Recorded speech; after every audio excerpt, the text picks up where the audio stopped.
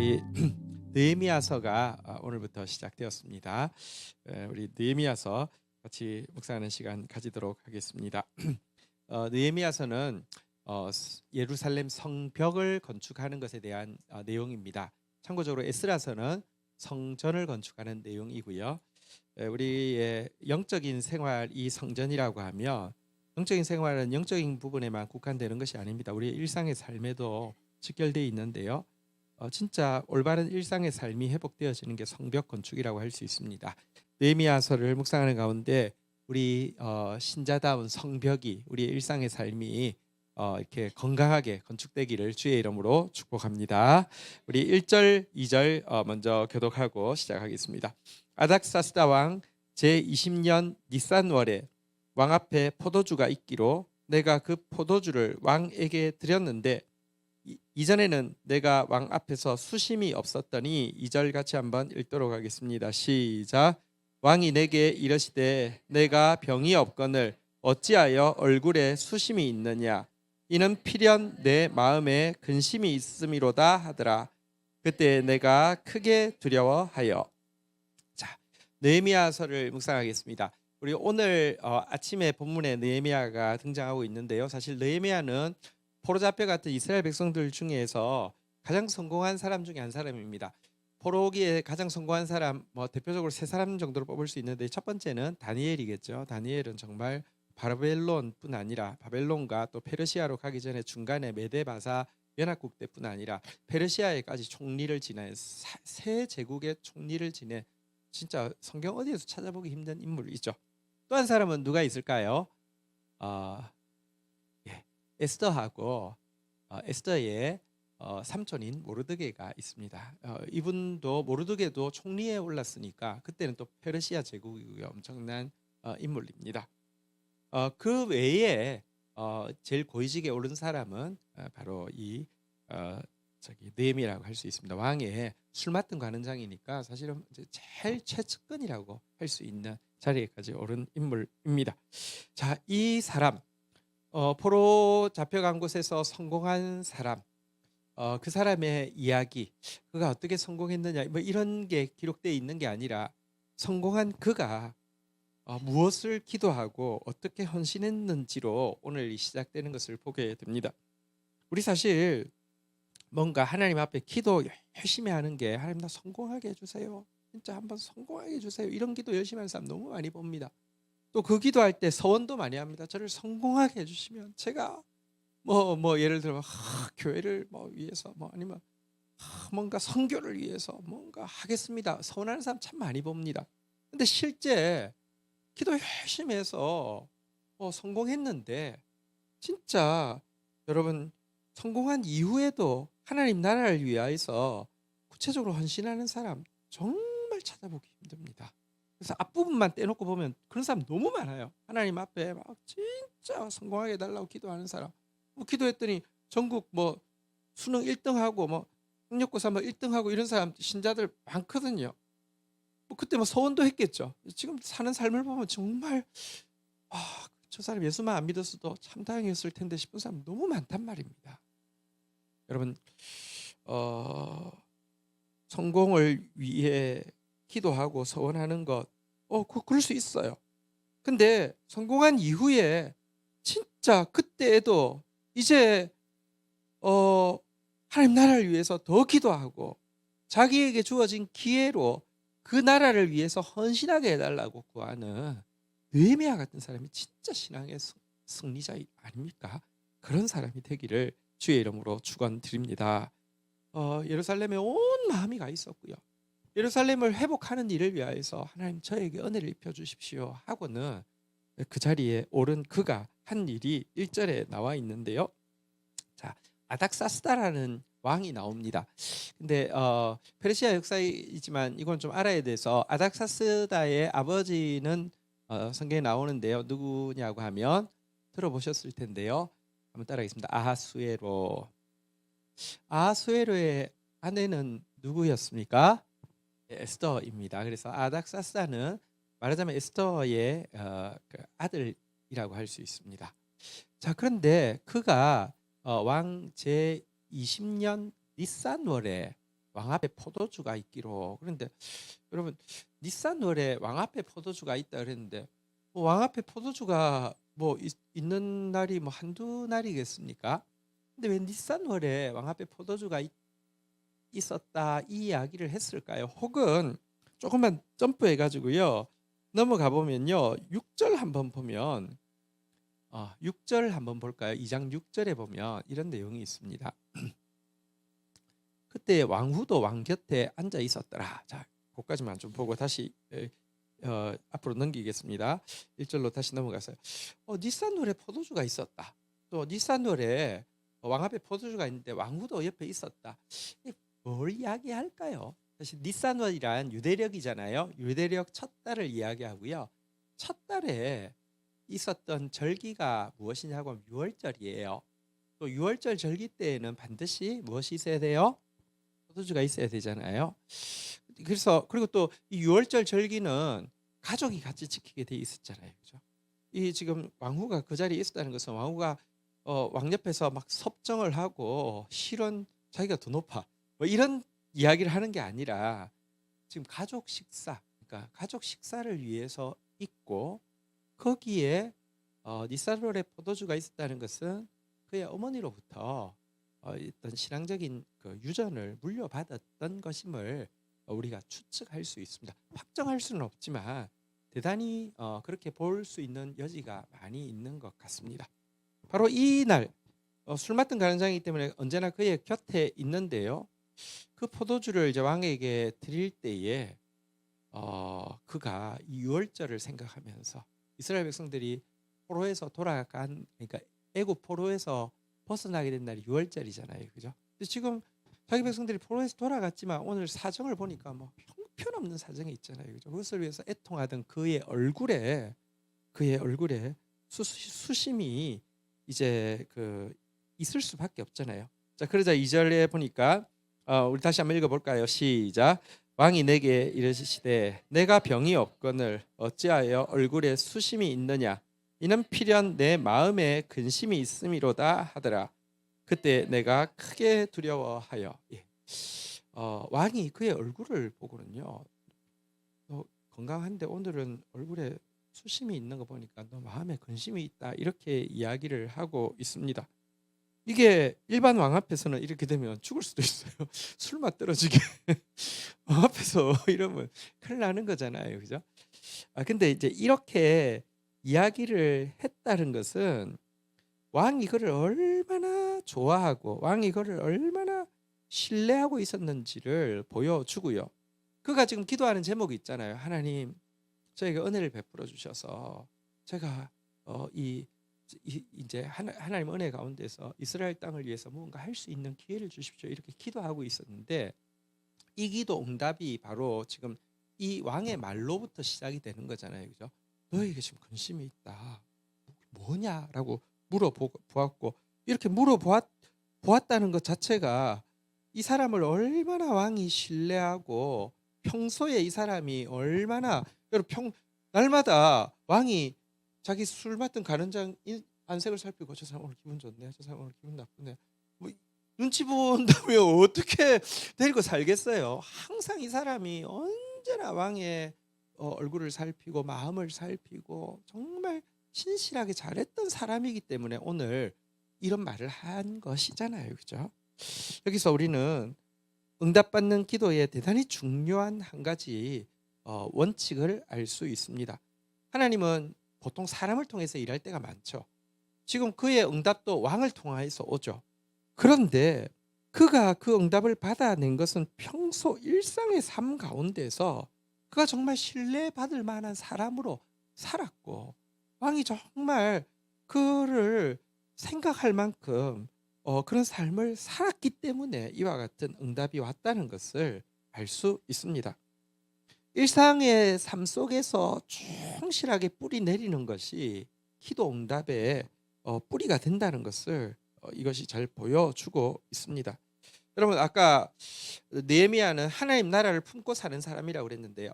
하나님 나라를 품고 산다는 것이 현실을 부정하고 이 세상은 망할 세상이야 하면서 그냥 도피처로 하나님 나라를 생각한다는 것이 아닙니다. 진짜 바른 신앙은 충실한 일상을 만들어 주는 것입니다. 충실한 일상이 없는 헌신된 신앙은요, 무언가 굉장히 잘못된 것입니다. 우리가 잘 아는 이야기, 내일 지구에 종말이 와도 오늘 뭐 한다고요? 그 누가 한 말이죠? 스피노자가 했다고 알려져 있지만 실상은 저도 이제 저기 독일에 가서 확인해 봤는데 마틴 루터가 한 말이고, 마틴 루터 비석에 보면 마틴 루터가 스피노자보다 더 앞대 사람이고요. 마틴 루터가 한 말입니다. 마틴 루터의 비석에 그게 다 기록되어 있습니다. 내일 지구의 종말이 와도, 주님의 재림이 와도 오늘 내가 한 그루의 사과나무 심는 게 신앙입니다. 그가 하나님 나라 위해서 이렇게 그 마음에 아파하고 슬퍼한다는 것이 그가 평소 그의 직업인 왕의 술 맡은 가는장으로서 일을 등한히 한 것이 전혀 아니었다는 것입니다. 우리 기독 청년들은 두 가지 딜레마 속에 있는 것 같습니다. 뭐랄까요? 하나는 일상의 삶은 막 진짜 치열하게 사는데 신앙생활은 거의 웬만한 일만 있으면 그냥 신앙생활부터 뭐 이렇게 다 빠뜨리고 하는 그런 신자도, 청년들도 많고요. 또 반대로 신앙생활을 열심히 하는데 직장에 가보면 전혀 인정받지 못하고 전혀 영향력을 끼치지 못하고, 이 두 가지 다 잘못된 것입니다. 하나님 나라를 먼저 구하십시오. 일상에서 진짜 충실하십시오. 그게 바른 신앙의 대단히 중요한 증거입니다. 이게 성벽이 세워진다는 거예요. 많은 신자들이 성전이 세워진 것처럼 보이는데 성벽이 세워져 있지 않습니다. 그러면요, 저기 공격하면 성전은 금방 불탑니다. 성전을 지키려고 하면 성벽이 세워져 있어야 되죠. 일상의 삶이 충실해야 됩니다. 그런 여러분들이 되기를 주의 이름으로 축원드립니다. 자, 두려워하면서 이제 대답하는 내용이 3절부터 4절 나와 있습니다. 교독을 하겠습니다. 왕께 대답하되 왕은 만세수를 하옵소서. 내 조상들의 묘실이 있는 성읍이 이제까지 황폐하고 성문이 불탔사오니 내가 어찌 얼굴에 수심이 없으리까 하니, 4절 같이 한번 읽도록 하겠습니다. 시작.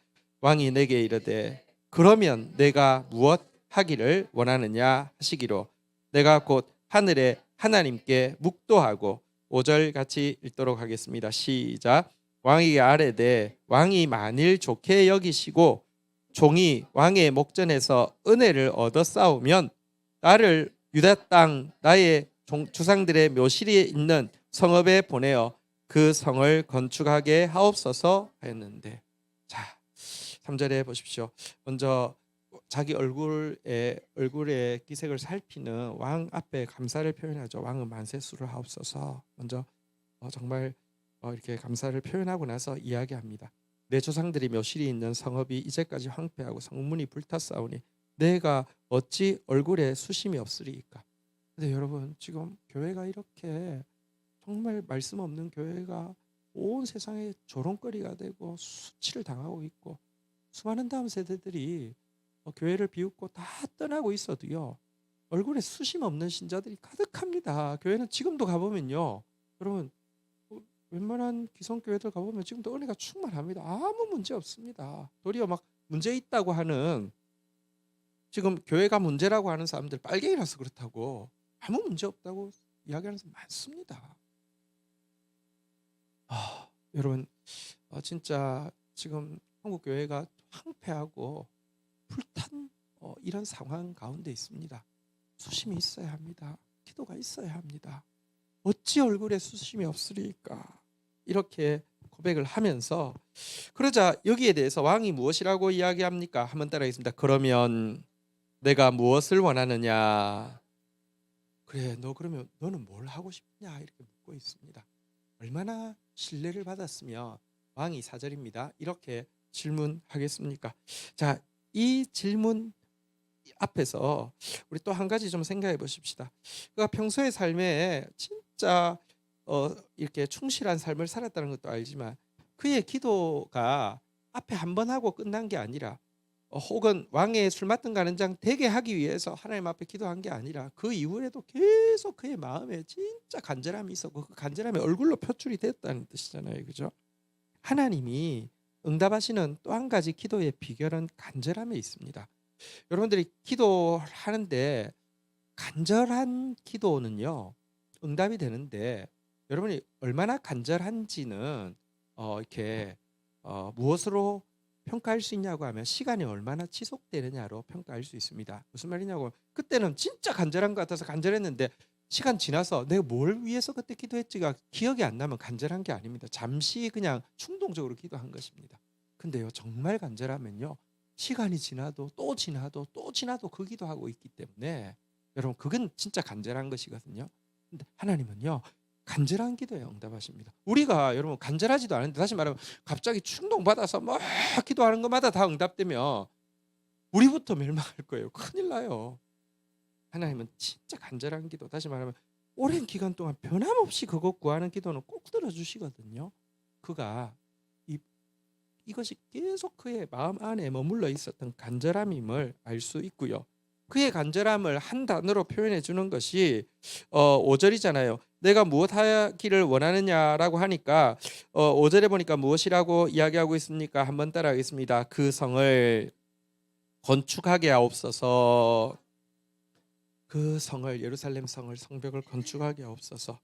여러분, 간절하되 하나님의 나라, 하나님의 뜻을 간절하게 구하는 기도는 반드시 이루어집니다. 저에게는 기도의 제목이 있습니다. 또 우리 교회의 기도 제목이기도 하죠.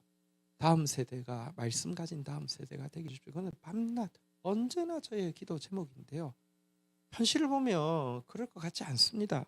우리 청소년들은 책 읽는 세대가 이미 아니고요. 교회는 이미 가장 핫한 곳이 아니라 가장 구린 곳이 되어버렸습니다. 다음 세대가 이 성경에 관심, 그럴 시대 아닌 것처럼 보입니다. 그러나 성경 외에는 세상을 살리고 희망이 없는 다음 세대를 살릴 길이 하나도 존재하지 않고요. 진짜 하나님 앞에서 그 성을 건축하게 하옵소서. 하나님의 나라를 위해서 간절히 변함없이 기도하고 있으면 하나님 들으신다는 걸 저는 믿습니다. 이 일을 위해서 우리가 함께 기도해야 합니다. 어쨌든 이렇게 해서 응답이 되어지는데, 특별히 여기 4절 하반부에 보니까 내가 무엇을 원하느냐라고 질문할 때에 내가 곧 하늘의 하나님께 묵도하고라는 장면이 나와 있습니다. 이거 되게 짧은 것이지만 그때 내 마음에 있다고 바로 이야기하지 않습니다. 계속 기도해 왔으니까 바로 이야기하지 않습니다. 짧은 기간이지만 하나님 앞에 먼저 묵도 기도, 잠시 하나님께, 하나님 뭐라고 기도했을까요? 뭐라고 기도했을까요?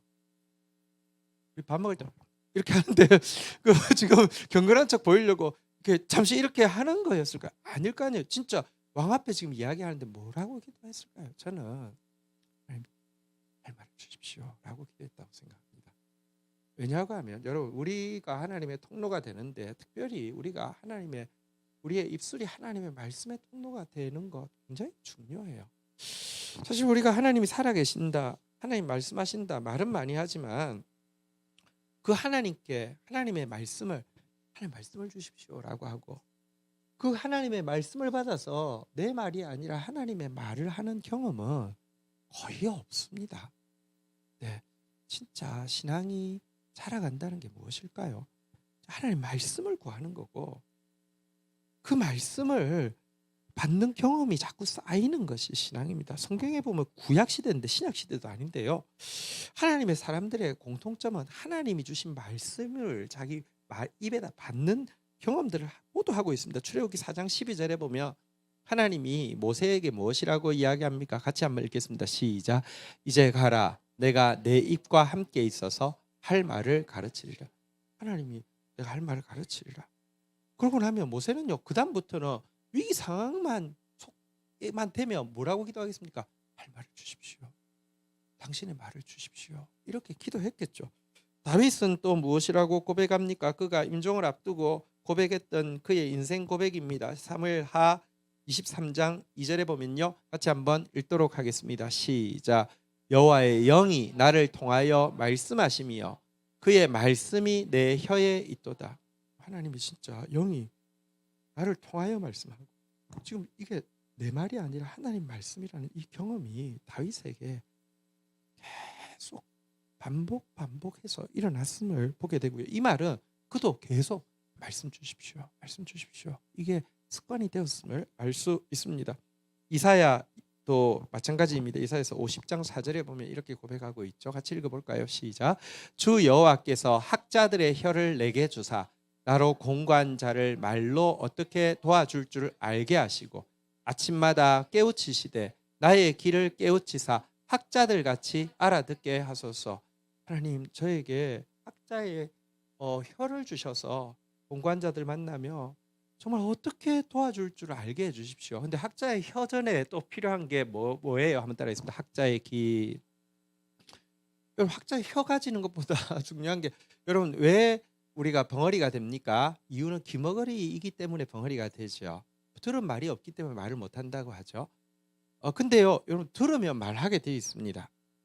하나님, 학자의 귀를 주셔서 아침마다 내가 하나님 말씀 가지게 해주시고, 그래서 하나님 또 공부한 사람 할 때 학자의 혀를 주셔서 말하게 해주십시오. 진짜 말씀 받는 경험이 이사야에게 쌓이고 있고요.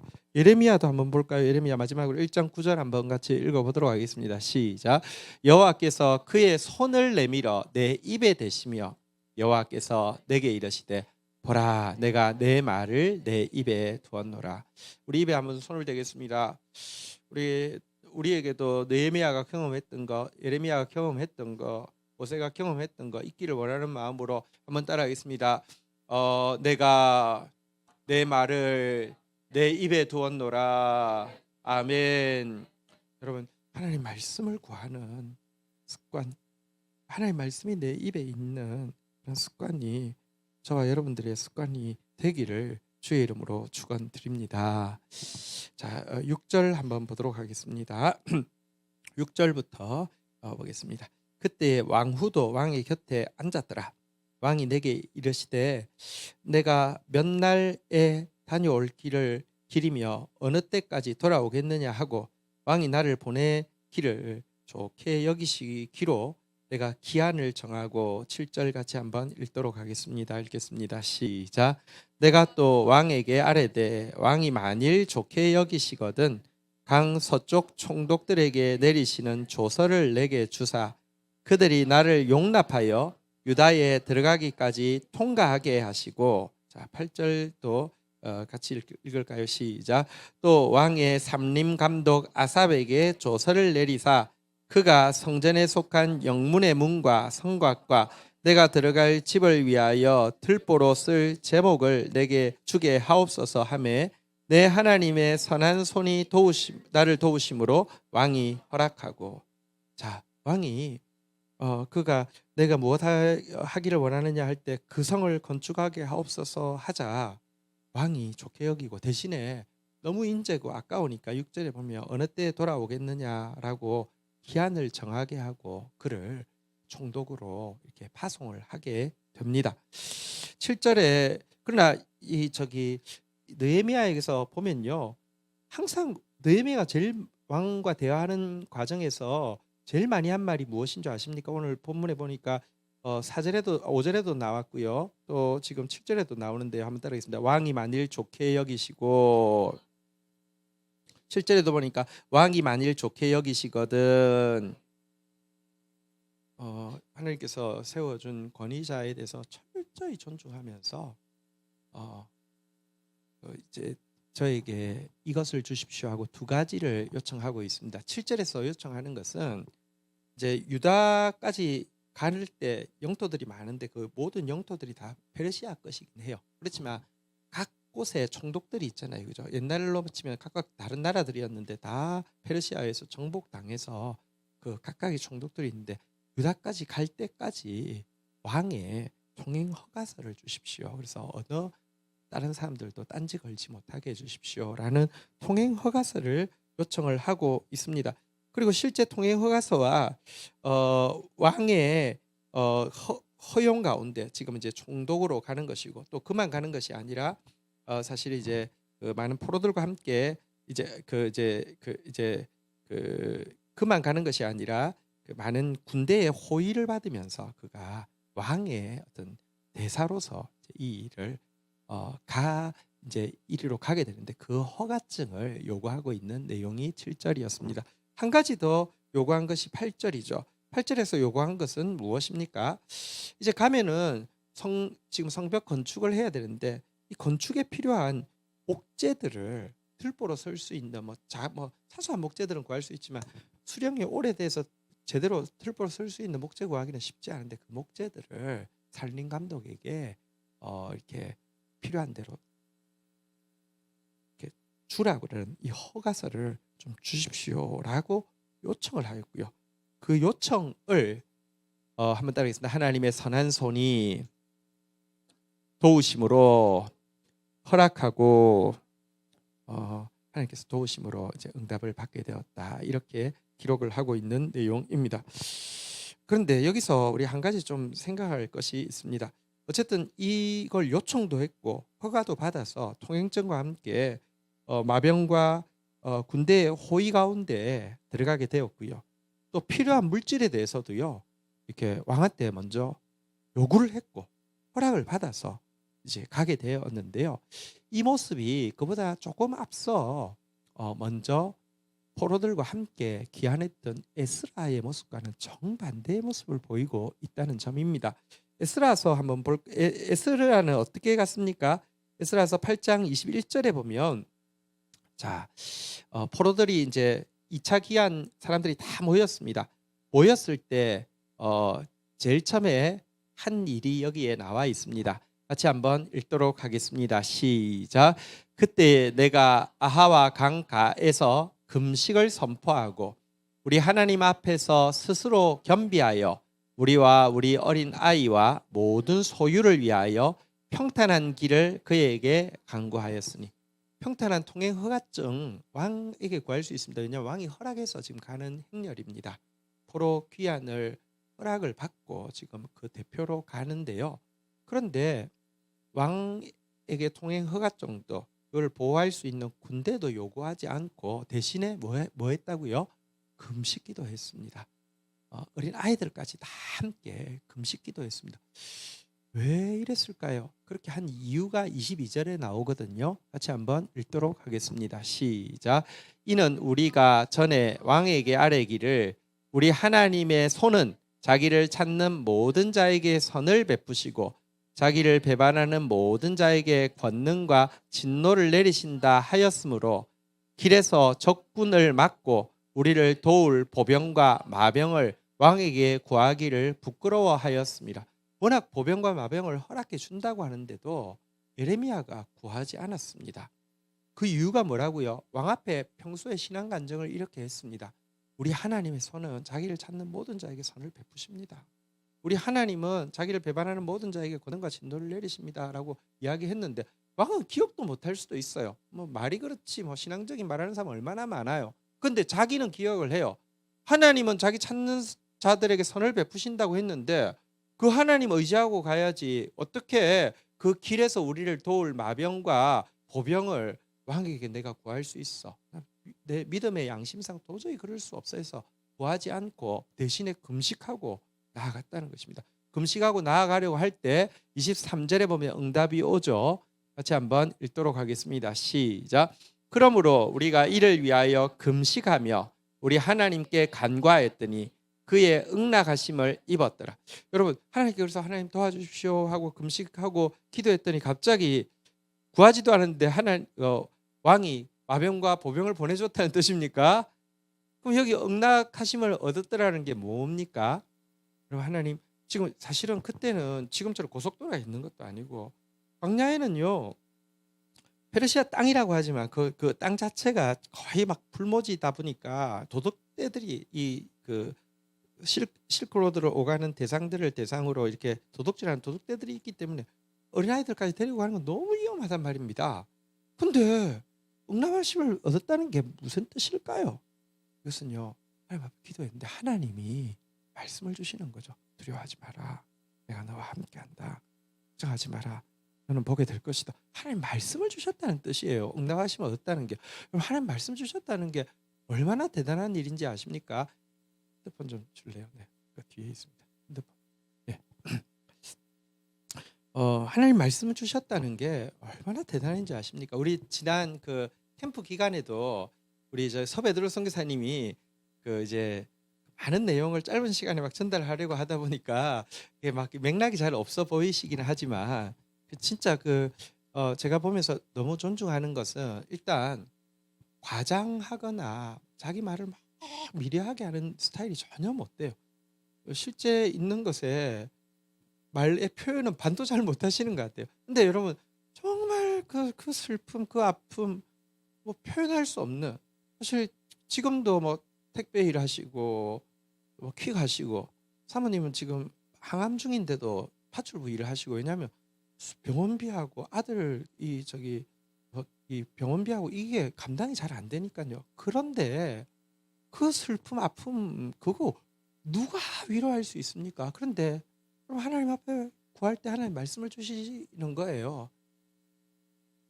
이제 더 이상 나를 괴롭게 하지 말라. 내 안에 그리스도의 흔적이 있노라. 이 말씀을 하나님 주시면 그 말씀으로 게임 끝이에요. 그냥 하나님이 부족하지만 내 헌신을 그리스도의 흔적을 내 몸에 새긴 것이라고 인정해 주셨구나.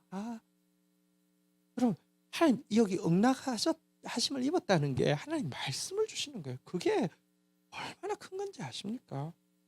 그래서 우리가 말씀 앞에 서야 되고요. 또 이런 경험들이 쌓일 때 주님과의 친밀감이 성령 충만이라 주님의 마음이 나를 확 사로잡는 거예요. 그날 오직 성령의 충만을 받으라 그랬는데요. 그날 간절히 기도하고 또 주님의 말씀이 나에게 임한 사람들에게는요. 이전에 경험하지 못했던 마음, 이게 뭐랄까요? 성령의 충만함들이 우리 삶을 주장하거든요. 저도 이제 우리 주일이 지나고 이제 월요일 날 이제 우리 사역자들은 주일 날 밤에 다시 출발해서 거기 가서 이제 뒷정리를 해야 했습니다. 그래서 월요일까지 했고요. 저도 이제 월요일 날 내려가서 뒤에 조인해가지고 우리 사역자들 이제 뒷정리하고 올라가고 그래도 좀 더 마무리할 일이 있으니까 저는 좀 남아서 화요일 날 이제 또 있었는데요. 화요일 날 이제 아침에 월요일 날 이제 밤늦게까지 일해서 어느 정도 일이 좀 되고 나서요.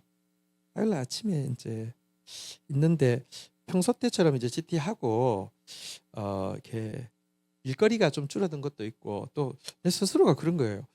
너무 일만 하고 주님 앞에 잘 있지 않는 게 이게 약간 이게 습관이 되면 이게 안 되겠다 이런 생각이 들어서 그날은 아침에 좀 그냥 이렇게 이제 예배당에 뭐 사람도 없고 일도 이제 거의 없고 그러니까 이제 머물러서 쭉 앉아 있었어요. 쭉 앉아 있고 주님 앞에 있는데 사실은 이제 여러분 이 준비하는 과정도 뭐 되게 힘이 엄청 많이 들거든요. 사실 마을 공용 쓰레기장을 마을에서 가장 아름다운 공간으로 변화시켜서 또 그곳에서 진짜 하나님이 성령이 교통하시는 어떤 집회를 하고 막 이런 게 쉬운 일이 아니에요. 근데 되게 힘들었는데도 너무 뭐랄까요, 막 일이 많고 경황이 없다 보니까 힘들다는 생각도 잘 못하고 있었어요. 근데 이제 그날 부근히 하나님 앞에 머무르고 있는데 마음 가운데 무슨 생각이 나는 거예요. 저는 사실 성경을 이제 계속 쓰고 하다 보니까 성경 구절로 이렇게 딱 보면 좋은데 성경 구절로 온 것은 아니고요. 유행가 가사가 하나가 생각이 났습니다. 여러분들은 아실지 모르겠는데 조화문이라는 가수가 있는데요. 내 아픔 아시는 당신께라는 그 노래가 있습니다. 그 노래가 생각이 났어요. 그래서 이제 그 노래를 틀어놓고 부르는데 뭐랄까요, 이 눈물이 나다가 나중에는 막 대성통곡이 되어서 뭐랄까 사실은 이제 막 일단 내가 책임자이기도 하고 그러니까 뭐 다른 사람들의 문제, 다른 사람들의 아픔은 내가 막 살피지만 내 그런 마음 이런 거 살필 경황이 없다고 생각하는 그런 상황이었는데요. 혼자 하나님 앞에 머물러 있으니까 뭐랄까요, 가사가 쫙 와닿으면서 진짜 대성통곡이 나서 한동안을 하나님 앞에서 눈물을 흘리는 가운데 하나님이 내면을 막 치유하시고 회복시키시고 주님의 사랑이 진짜 깊이 들어오고 그런 경험을 하는 시간을 가졌습니다. 가사가 하도 좋아서 제가 좀 읽어드리겠습니다. 요즘 젊은이들은 모르시죠? 조화문 모르시죠? 조화문 목사님 모르시죠? 네, 워낙 목사님은 아니고 아주 유명한 가수였습니다. 그쵸? 예, 우리 순도 집사님 아시죠? 예. 사부 집사님 아시죠? 아, 조금 이렇게 너무 공부를 열심히 하셔서 잘 모르시는 것 같습니다. 네, 자, 읽어드리겠습니다. 죄송합니다. 눈이 잘 안 보여서. 어둠을 헤치는 세월은 말없이 흘러만 가는데 지나간 시간이 서러워 한없이 눈물만 흐르네. 그러던 어느 날 사랑을 만났네. 누구도 느낄 수 없는 내 아픔 아시는 당신께 내 모든 사랑 드려요. 이 눈물 보시는 당신에게 내 마음 드려요. 어느덧 구름은 걷히고 따스한 햇살이 내게로 젖었던 내 마음 마르고 파란 하늘이 감싸오네. 이제는 나는 사랑을 배웠네. 누구도 느낄 수 없는 내 아픔 아시는 당신께 내 사랑 모두 드려요. 이 눈물 보시는 당신에게 내 마음 드려요. 이런 노래인데 여기 당신은 누구일까요? 예수님 맞습니다. 이분이 그러고는 이제 또 신학을 하고 목회자가 되었는데요. 사실 진짜 응낙하심을 얻었더라. 그러니까 우리가 하나님이 말씀이 임하면요, 하나님의 말씀이 딱 내 속에 들어오면요, 그것처럼 깊이 나를 위로하거나 나에게 확신을 주거나 평강을 주거나 능력을 주는 게 없습니다. 자, 근데 어쨌든 예레미야는 이렇게 했는데 죄송합니다. 에스라는 이렇게 했는데 느헤미야 모습은 너무 다르잖아요, 그죠? 군대도 요구하고 또 막 그 필요한 물자도 요구하고. 자, 여기서 우리가 한 가지 좀 굉장히 중요한 신앙에서 굉장히 중요한 한 가지를 알아야 될 필요가 있습니다. 여러분, 흔히 생각하면 에스라가 믿음이 좋아요, 느헤미야가 믿음이 좋아요? 에스라가 믿음이 훨씬 좋잖아요, 그죠? 뭐 군대 없이 믿음으로 가고 뭐 아무것도 달라고 안 하고 필요 없습니다. 하나님이 주신다고 했습니다. 근데 진짜 하나님 주셨고요. 거기에 비하면 느헤미야는 약간 뭐 이렇게 다 받아서 가고 뭐 좀 약간 그렇잖아요, 그죠?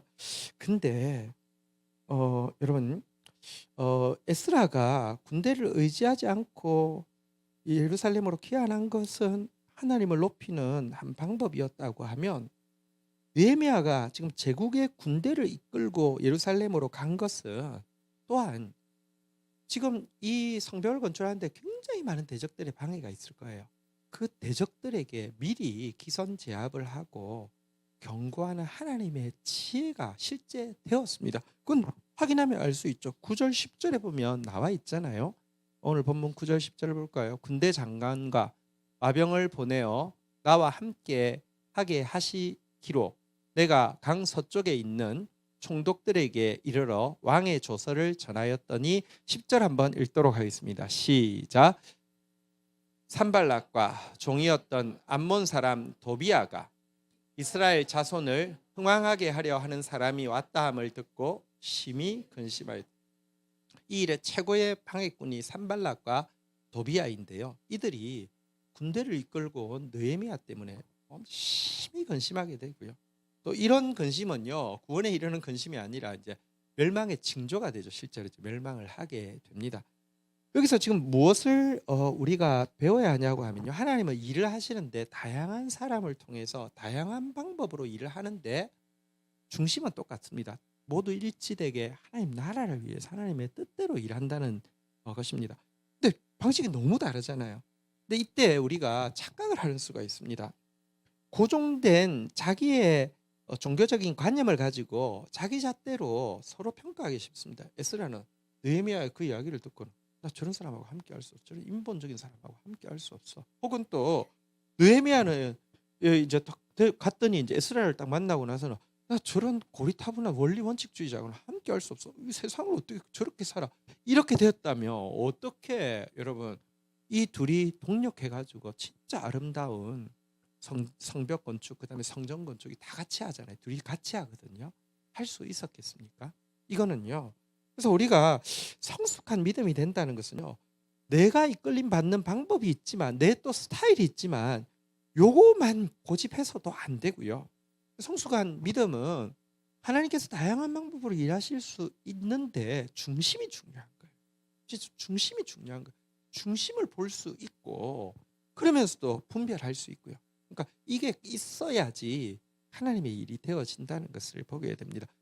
쉬운 것은 평가라는 거죠. 에스라 편, 느헤미야 편. 에스라가 맞아, 느헤미야가 맞아. 이거 쉬운데요. 하나님 나라는 그렇게 하는 것이 아니라는 것이죠. 그래서 이렇게 다름에도 불구하고 이렇게 한 목소리를 내면서 가는 것, 그게 하나님 나라의 원칙이거든요. 그런 성숙한 모습이 우리 안에 있어야 되겠습니다. 오늘 본문 말씀 가지고 우리 같이 한번 찬양하고 기도하고 주님 앞에 나가도록 하겠습니다. 함께 자리에서 일어서시겠습니다.